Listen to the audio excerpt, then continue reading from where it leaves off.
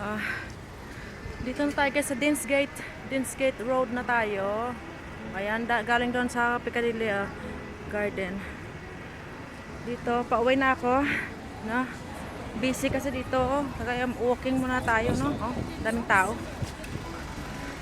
So, ito yung Deansgate Way. Deansgate Road. Oh, tabagin ng mga tao.